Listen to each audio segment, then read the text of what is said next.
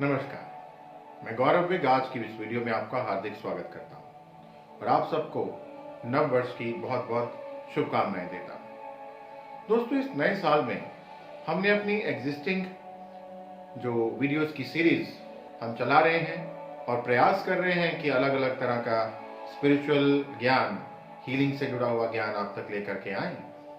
उसके साथ हम इस नए साल में एक और सीरीज शुरू करने जा रहे हैं and that is spiritual and motivational stories। और आज मैं आपके साथ ये पहली कहानी साझा करने जा रहा हूं। आपसे निवेदन करता हूं कि यदि आपने अभी तक हमारे इस YouTube चैनल को सब्सक्राइब नहीं किया है तो कृपया सब्सक्राइब करें, बेल आइकन को दबाएं ताकि हम भविष्य में भी अपना प्रयास आप तक पहुंचा सकें, आपके साथ साझा कर सकें। यदि आपको ये वीडियो अच्छा लगे तो इसको दूसरों के साथ साझा करें, लाइक करें, कमेंट करें। दोस्तों, एक नगर में शिव जी का एक भव्य मंदिर था और उस मंदिर में दूर दूर से भक्त, श्रद्धालु शिव की आराधना, अर्चना और दर्शन करने के लिए आते थे। एक दिन उस मंदिर के अंदर आकाश से एक बहुत दिव्य प्रकाश प्रकट हुआ और उस प्रकाश में से एक चमचमाता, चमकता हुआ बड़ा सा सोने का थाल निकला और साथ ही साथ एक आकाशवाणी हुई कि यह थाल शिव के सच्चे भक्त के लिए आया है। फिर तो जैसे हर श्रद्धालु के मन में यही चलने लगा कि जैसे वो थाल पे उसी के लिए आया है। खास तौर पे जो भक्त मंदिर की व्यवस्था का कार्य देखते थे, उनके मन में तो यही था कि वो सालों से भगवान शिव के इस मंदिर की सेवा कर रहे हैं, तो उनसे ज्यादा प्रेम और भक्ति किस में होगी, तो ये थाल उन्हीं के लिए आया है। थोड़े ही समय में उस थाल के इर्द गिर्द श्रद्धालुओं की भीड़ जमा हो गई और आगे मंदिर की व्यवस्था का कार्य देखने के लिए भक्त जो थे वो खड़े हो गए। सबसे पहले मुख्य पंडित की बारी आई। उन्होंने कहा कि मैं सालों से इस मंदिर की सेवा कर रहा हूं, तो ये थाल हो ना हो मेरे लिए ही आया है। वो आगे बढ़े, थाल को पकड़ा और देखते ही देखते थाल पीतल का हो गया। बड़े लज्जित हुए और शर्मिंदा होकर के थाल को अपने स्थान पर रख दिया और मंदिर को छोड़ करके चले गए। फिर दूसरे पुजारी की बारी आई, तीसरे की बारी आई। इस तरह से एक एक करके सब शर्मिंदा हो गए। फिर एक एक करके बाकी भक्तों की बारी आई। उस नगर के राजा को जब ये बात का पता चला तो वो भी आया। उसने कहा कि हो ना हो ये थाल मुझे ही मिलेगा, क्योंकि मैंने इस नगर में इस मंदिर के निर्माण के लिए लाखों रुपया खर्च कर दिया है, इसलिए इतना दान मैंने किया है, इससे शिव अवश्य बहुत प्रसन्न है और मुझे ही ये थाल मिलेगा। मैं ही उनका सबसे बड़ा और सच्चा भक्त हूं। राजा ने जैसे ही उस थाल को हाथ लगाया तो थाल तांबे का हो गया।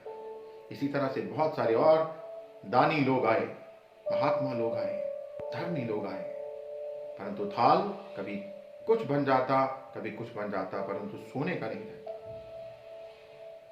उसी मंदिर के पास वाले गांव में एक बहुत गरीब किसान रहता था। वो कई कई महीनों में एक आध बार उस मंदिर में शिव के दर्शन के लिए आया करता था। वो किसान भी उस रोज सोमवार के दिन शिव के दर्शनों के लिए आ रहा था। ये बात तो उसने भी सुनी थी, थाल के विषय में उसको भी पता था, परंतु उसने सुनी अनसुनी कर मंदिर में शिव के दर्शन के लिए आगे बढ़ता गया। उसने देखा कि रास्ते में एक भूखा भिखारी मिला जो भूख से व्याकुल था। उस किसान ने अपने लिए जो खाना बांधा था वो सारा उसको खिला दिया और मंदिर की ओर बढ़ा। मंदिर में पहुंचा, उसने दर्शन किए। दर्शन करके, परिक्रमा करके जैसे ही वो वापस जाने लगा तो भीड़ में से एक भक्त ने बोला कि तुम भी थाल को क्यों नहीं पकड़ करके देखते, शायद ये तुम्हारे लिए हो। उस किसान ने हल्की सी मुस्कुराहट के साथ कहा कि भाई, क्यों मेरा मजाक उड़ाते हो? मैं तो कभी कोई व्रत, जप, तप कुछ नहीं करता, मैं तो महीनों में शायद एक आध बार कभी मंदिर आता हूं, तो ये मेरे लिए कैसे हो सकता है? परंतु और भी कुछ लोग कहने लग गए कि चलो तुम अपनी भक्ति को ही परख लो, पता तो चलेगा। हमारी भक्ति तो दो कौड़ी की भी नहीं निकली। उन सब के इतना जोर देने पर किसान ने आगे बढ़कर के उस थाल को पकड़ा और देखते ही देखते वो थाल चमकने लगा, चमचमाने लगा, प्रकाश के साथ उज्ज्वलित हो गया। और इस किसान के जयकारे लगाने भीड़ ने शुरू कर दिए। जय जयकार हो रही थी इस किसान की। सबने पूछा, अरे भाई अब हमें बताना ही पड़ेगा कि तुम कैसे शिव को प्रसन्न कर पाए, कैसी भक्ति करते। तो इस किसान ने एक ही बात कही कि मैं कोई भक्ति नहीं करता, मैं कुछ नहीं करता, मैं केवल सारा दिन अपने खेत में मेहनत मजदूरी करता हूं। परंतु जब भी समय मिले तो मैं दीन दुखियों की, जरूरतमंदों की सहायता जरूर करता हूं। शायद इसीलिए मेरे भोले भंडारी, मेरे शिव मेरे से प्रसन्न हो गए। भीड़ में से लोगों ने पूछा कि भाई एक बात बताओ, तुम जरूरतमंदों की सहायता क्यों करते? उसी किसान ने बड़ा प्यारा उत्तर दिया कि मैं जरूरतमंदों की सहायता इसलिए करता हूं क्योंकि मुझे उनके चेहरे पर जो मुस्कान दिखती है, उसको देख करके मेरे आनंद और खुशी का कोई ठिकाना नहीं रहता। दोस्तों, ये कहानी हमें बहुत बड़ी सीख देती है,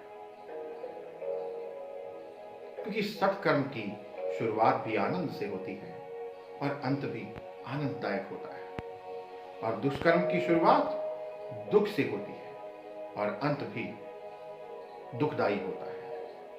आप हजारों मील यात्रा करके, चढ़ाइयां चढ़ के किसी देवी देवता को प्रसन्न नहीं कर सकते यदि आपने संसार में जरूरतमंदों को दुखी, पीड़ित किया है। यदि आप जरूरतमंदों की, दीन दुखियों की सहायता करते हैं तो भगवान अपने आप प्रसन्न होते हैं। दीनों, दुखियों, जरूरतमंदों की सेवा में ही भगवान की प्रसन्नता छुपी हुई है, भगवान की सेवा छुपी हुई है। यही मूल मंत्र है।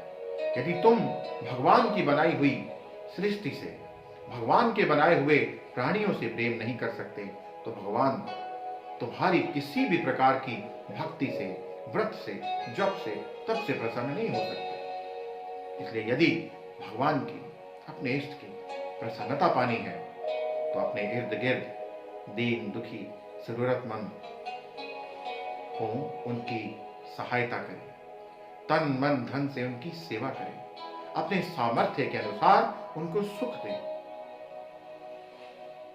अपने स्वार्थ को त्याग करके निस्वार्थ भाव से उनकी सेवा करें। और उसमें अगर आनंद मिलेगा तो भगवान